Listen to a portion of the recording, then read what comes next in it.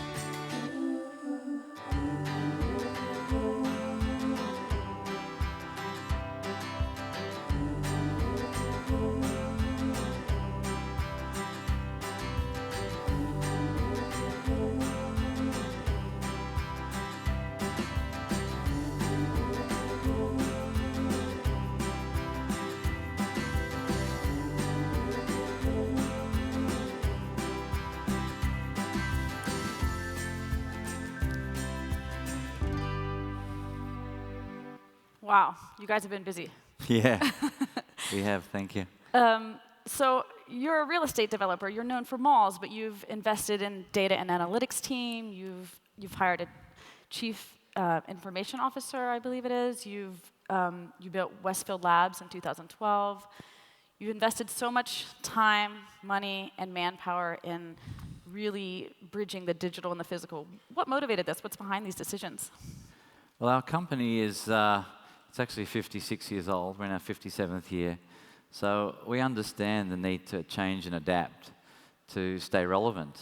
And if you actually think back, what do we do for a living? We're in the business of connecting consumers with retailers. And it's that simple. And so to continue to do that, you have to continue to adapt. You have to continue to serve your business partners, which are retailers. So you have facilities where they can thrive. And you have to continue to serve the consumer. Otherwise, they won't come and be consumers to the retailers. So if you think of our business as simple as that, and the need to adapt and be flexible, all we're doing is continuing that journey, which was 56 years. But now it seems to be the journey has sped up. The whole idea of technology has structurally changed everything that we do. And so Westfield recognized this some years ago, and it decided to build a digital platform that sat on top of its physical platform. And that is now in existence today and being tested. So how did we go from being a real estate company to what is today really maybe a prop tech company, which is a property and technology organization? Because we're spending as much time on technology as we are on real estate. 3 or 4 years ago, we decided to start in San Francisco with Westfield Labs. San Francisco is an obvious location for us to be because it's the hub of innovation and technology in the world. Westfield also had 2 of its best assets there, in Market Street in San Francisco and Valley Fair in San Jose. So we were known in that market. We have supplemented that with a data and analytics team more recently. We've supplemented that with digital infrastructure technology teams who can actually put all of the infrastructure into the buildings themselves to create the platform to do that. And so it's a journey, but it's a journey that is about bringing a whole range of new skill bases to our company so we can converge physical and digital together. And I think one of the most visible representations of that investment is Bespoke, which you guys opened recently. It's over 40,000 square feet in the San Francisco Center, right? Yes. Westfield Labs worked on that as well, so that's incredible. Well, Bespoke is really, it's a tangible ecosystem that's been produced in a live retail environment. At the moment, we have 70-odd retail tech companies that are involved in Bespoke, and the whole purpose of that is you can get quick speed to market. You can build the technology, you can test the technology. We have event spaces there as well. And we've now started an accelerator program with a whole range of major brands that are sort of co-sponsoring it with us to fast track the connection between retail and technology. And not just for retailers. This is about fast tracking the whole retail real estate infrastructure, because that's way behind right now, and that's what really needs to speed up. So in addition to Bespoke, I mean, the number we said earlier was $10.5 billion in new and future developments. Yes. Probably the most soon to open is the World Trade Center in New York. We've all heard of the death of the mall. That's not really a new phrase we've heard. Clearly, you think that the digital and the physical can coexist, online shopping can exist with physical shopping. Why do you think that's true? Well, I don't think so. I think that it must occur for physical real estate to continue to be relevant. It must adapt, and the adaptation has to occur in a number of ways. Physically, the malls have to adapt to be incredibly exciting places to be. I mean, we're human beings. We love to interact with one another. Everything in the mall today you can buy on your phone, and you can get it delivered to your home the next day, sometimes the same day. So what's the difference? The difference is the excitement, the interactive environment. And so the malls have shifted to become much greater, much more exciting places to be. We focus not just on technology, but we focus on entertainment. We focus on food. We focus on leisure. We focus on cinemas. Retailing just happens to be part of the whole equation today. It used to be the whole equation. Now it's part of the equation. There are some very serious trends going on in the world right now. The biggest one is clearly the technology innovation and how it's changing our lives. But Westfield has shifted its business model quite dramatically in the last 5 or so years. You mentioned the World Trade Center. All of the investment we are making is in major cities, in major buildings in major cities. We've actually sold many assets that we felt didn't have the ability to remain to be able to adapt, to connect. And so a lot of our smaller buildings have been sold, and we've recycled that capital into the bigger buildings. That's interesting. Today, Westfield is operating. We'll open in the World Trade Center. We have we have the 2 largest shopping centers in Europe, in London. So we're in the 2 financial capitals of the world. We are in 3 of the 4 fashion capitals of the world, being London and New York, and soon to open the largest mall in Europe, in Milan. We're in the tech capital of the world, San Francisco. We're in the entertainment capital of the world, which is Los Angeles. We have some of the most successful malls, and we're currently today rebuilding Century City.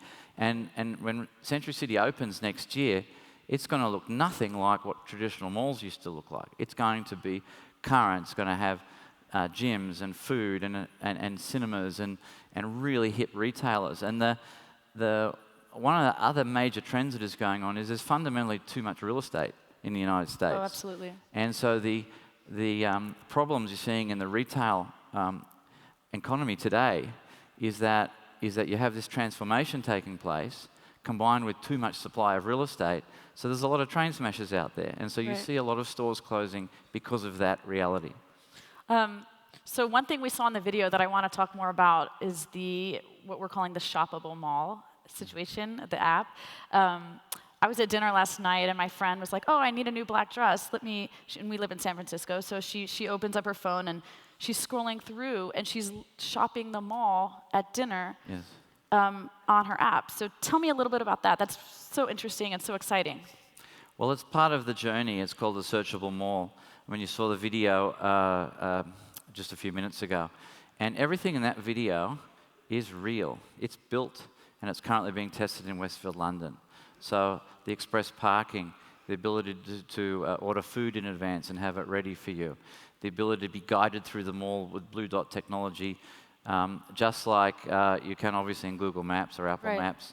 You can actually be guided up an escalator, down the mall, up a lift, and etc. And it's really unique technology that we've put into place. And I want to say the blue dot thing is interesting because Google Maps can't tell what floor you're on of the mall. They can't, but we can. We own the real estate.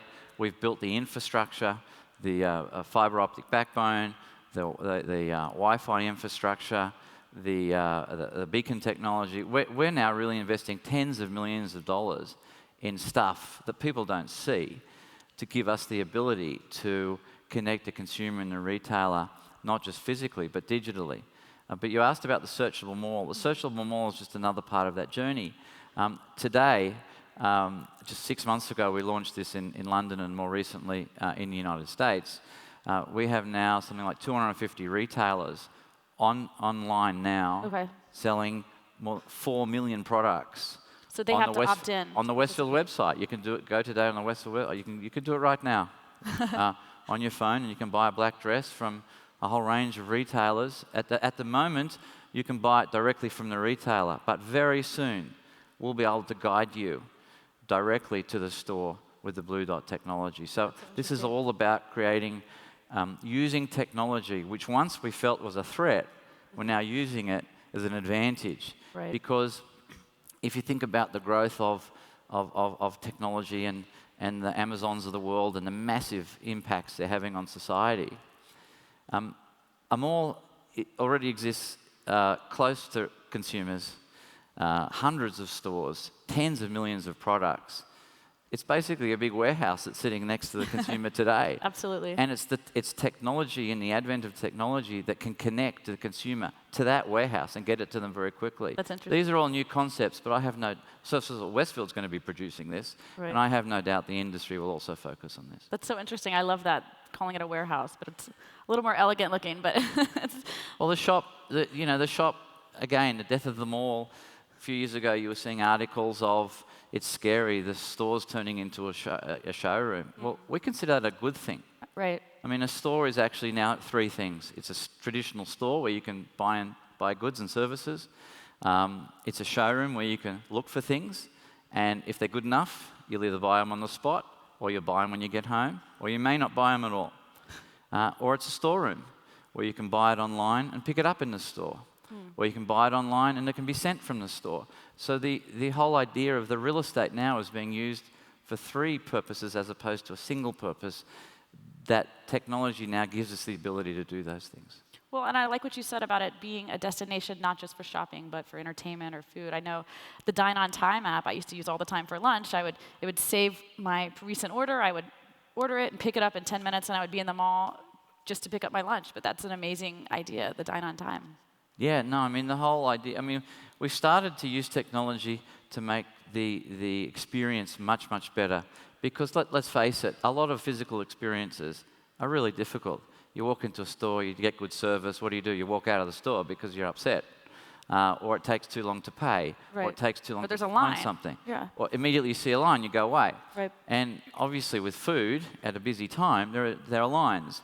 But if you can be in Zara, 300 yards away from your favorite food court shop, order your salad when you're walking out of Zara, and it is ready when you get there, well, that's an amazing experience. Yeah. Or the car park technology where you drive in, the car park boom gate goes up, you never pay anything. Just like an Uber experience, you pay Right. because you're signed up as a customer.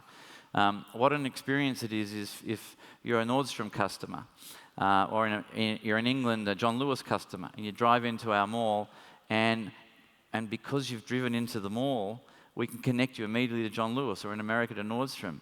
That's an amazing use of technology. That exists today. We're testing this stuff today. And so our whole, we've shifted our whole mindset from the relationship that we had with retailers.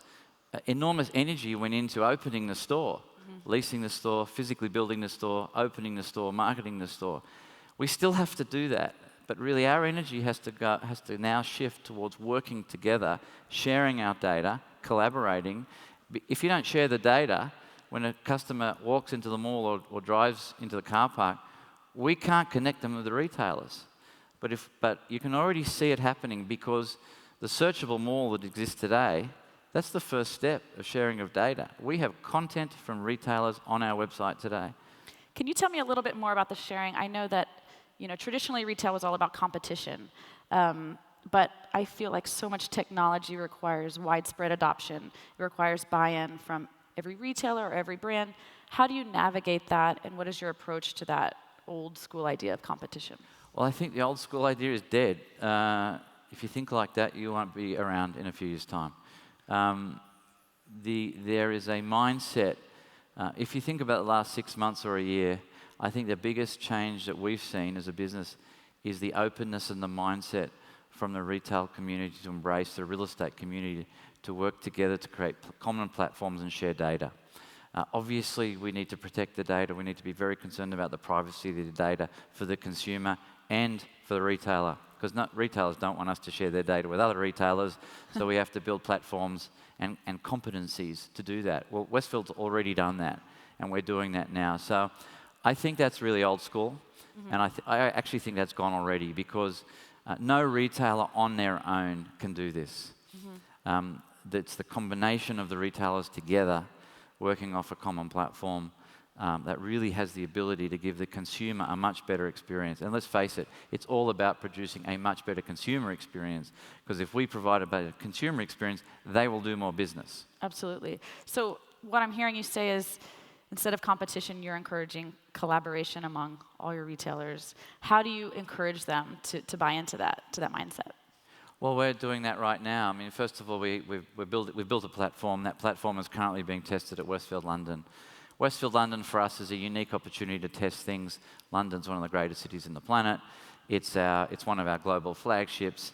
It has not just the great retailers, but we also have the infrastructure is inbuilt into the mall. So it's a perfect opportunity, and we're testing all of that today. And our objective is to test that very swiftly this year, and then deepen that, start to move from things like blue dot mapping, car park experiences, food court experiences, searchable mall, all the way through to fulfillment, delivery, loyalty programs. These are all coming, and these are the type of things we're all working on today. So what you're saying is, Westfield has incredible scale, incredible audience, but it's it's easier for a company the size of you guys to invest in all this technology. But you're saying you're creating a way for smaller startups to plug into that network? Absolutely. I mean, the whole idea of it, the platform that we've built, is built with the design of anybody being able to plug in. That could be a payments provider, could be a loyalty provider, it could be any retailer, it could be any brand, it could be a partner who can assist with a technology partner who can assist, as we said, with food court ordering or ordering of services from a whole range of retailers. We've really built this for a purpose of, I think you need to think about it like the mall of the old days. Go back to the 60s and 70s. No one retailer could afford the land, the car park, the infrastructure necessary. So it took an aggregation of retailers to create an efficient use of capital so the buildings could be built and everybody could get their share and their piece of that. And it's really no different. We've now built a digital platform but most retailers wouldn't have the capacity to do. The big retailers can do it, of course, Right. but the thousands of smaller retailers, they don't have that capacity, so they can leverage off. Just like they go into the mall for physical reasons, they can attach to our digital platform, and what we're really moving towards is this convergence.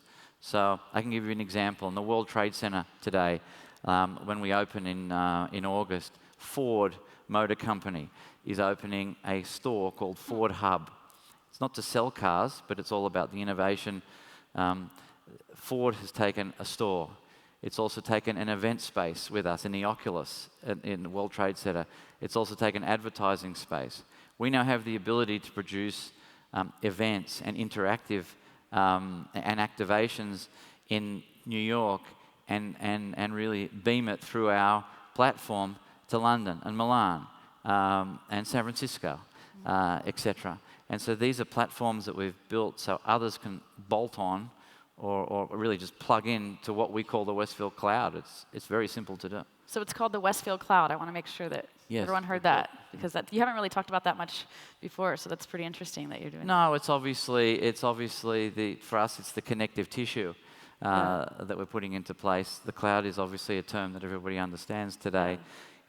Internally, we really look at it as we built a platform that others can plug into very easily, whether it's Uber or whether it's American Express or whether it's a brand or whether it's Ford. All of these are really seamless connections are available today.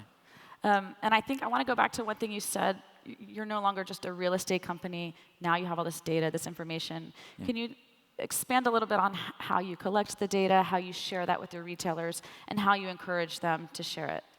Yeah, it's all going to live and die off the collection, analysis, and sharing of data. We've put heavy emphasis on resources and expertise in this field. It really starts again with the physical infrastructure of the buildings, being able to capture the data of having the appropriate fiber optic backbone to the buildings. And retrofitting an old building is not an easy thing to do, so I wouldn't minimize how hard that is. Mm-hmm. The use of the modern Wi-Fi and beacon systems, mm-hmm. these are all necessary to be able to capture the data. Right. But of course, it's what do you do with the data? Right. Imagine the experience, again, I just use the example, if you're a Nordstrom customer and a premium Nordstrom customer and you want to know when you come into the mall, what has Nordstrom got fresh for me today? Mm-hmm. We can provide that platform for you. You can imagine walking past one of the digital advertising signs. We know you're there. We know you want to know what's in Nordstrom. Nordstrom can already tell you when you're away from the mall. So there's no doubt that the retailers will want to use these platforms because mm-hmm. it's simply going to assist them in doing a lot more business and being right. much more competitive than they are today. And that technology is pretty much built. It needs to be proven on a larger scale and then disseminated. But this is the journey that we envisage. Mm-hmm. A few years ago, we put a vision video together. Today, it's a reality in a piloting sense, and tomorrow it's going to be very common. That's not very long. Just a few years. You've already made so many changes. I feel like it's incredible how quickly No, we don't muck around. we have at the moment, Westfield Corporation has $30 billion of assets.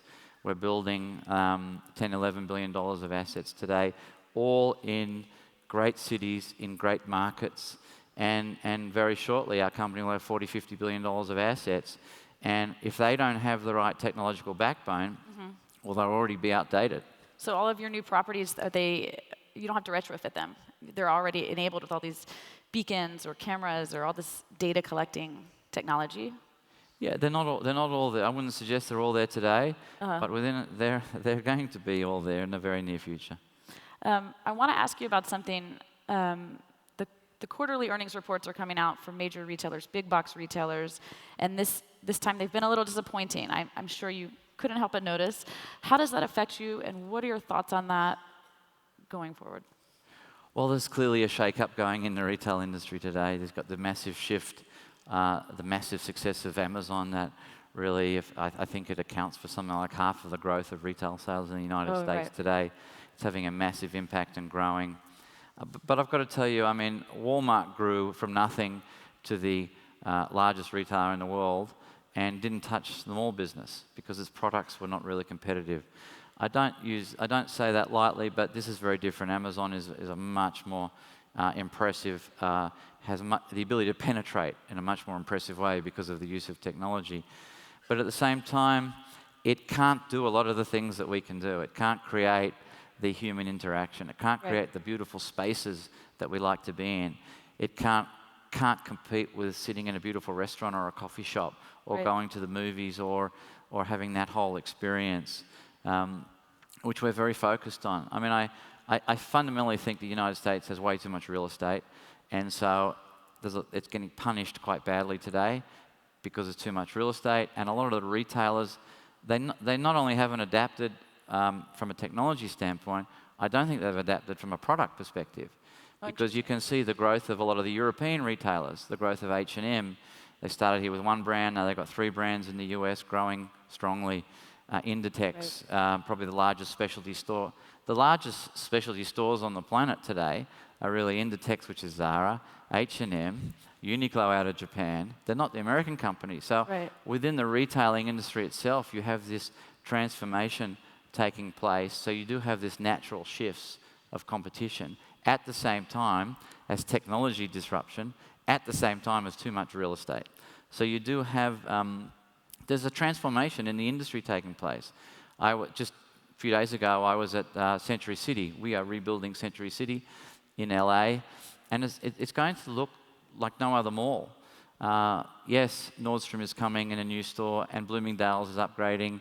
Macy's is building a new store, but we have one of the highest grossing cinemas. We're bringing Italy, the unbelievable Italian food concept that you can see now in Chicago and New York, is coming to both the World Trade Center and Century City. Equinox Gym is there.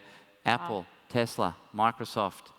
These are all stores that were not in our malls a few years ago. You won't see the Aeropostales and the PacSuns. You may not see Abercrombie. You may not see the Gap, the traditional stores that one would have expected. So the business has shifted.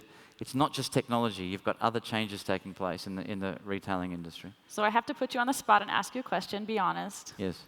Do you shop online, and do you feel a little guilty when you do that? Because everyone has to buy something online at some point. You'll be surprised to hear this, but I'm actually a terrible shopper. Oh yeah. I'm not really. I don't really like it that much. Okay.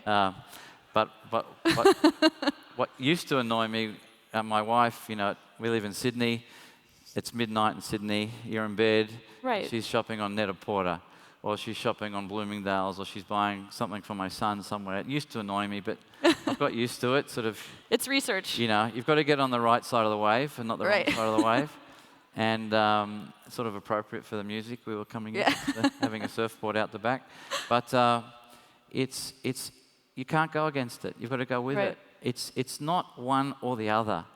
I think people thought with the growth of technology and the growth of Amazon and eBay and the massive organizations that exist today, Google, Apple, etc., it was all one or the other. We fundamentally believe that that will be very strong, and the convergence will be the new paradigm, and that's the shift that really has to take place.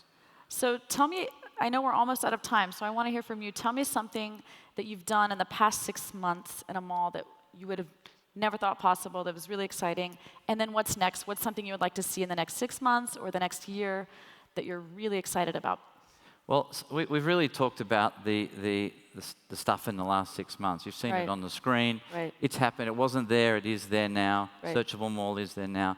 The biggest shift is the cultural change and the embracement by the retail community to embrace technology and to embrace the sharing of data.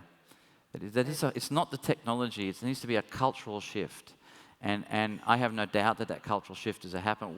Today, we're having many conversations with many retailers around the world about how do we share data to produce a much better experience for consumers so they can do more business. Right. And I would say it's probably the biggest shift that's occurred and the one that was necessary to occur. To work together, everyone just collaborate. Absolutely. We have to work together after we've opened a shop, not Right. just to open a Right. shop. And That's when the work began. these are thoughts that they were struggling with some time ago that now everybody's embracing each other. And how do we do it? How do we become much better together? Because we must do it together, otherwise it won't happen. That's a wonderful message to end on. Thank you so much. This has been Pleasure. incredible. Thank you. Pleasure. Thank you, guys. Thank you very much, everybody. Thank you. Thank you, Stephen and Megan.